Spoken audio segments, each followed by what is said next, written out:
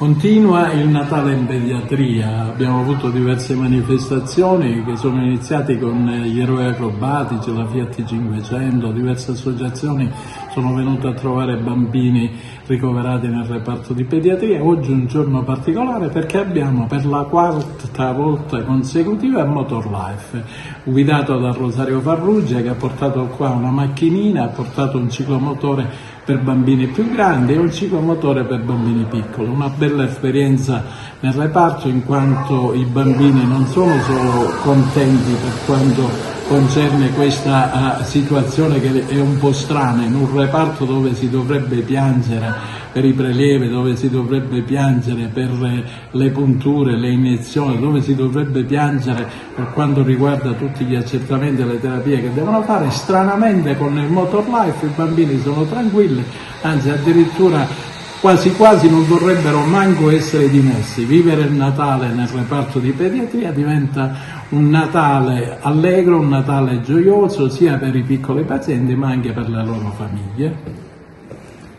Siamo alla quarta edizione della mototerapia al San Giovanni di Dio. Un grazie di cuore va al dottore Gramaglia, che ci apre sempre le porte del suo reparto, qua dove tutto è nato, perché la prima mototerapia in Sicilia è nata qua, nel reparto del dottore Gramaglia, e quindi questo per noi è un grosso vanto primario. Oggi, che dire, grandi emozioni, i bambini si stanno dimenticando di essere in ospedale e, come ha ben detto il nostro primario, oggi c'è tanta gioia e felicità. Stiamo regalando con le moto momenti di adrenalina, i bambini non vogliono più scendere dalle moto e ci continuano a dire: ma quando venite, quando venite?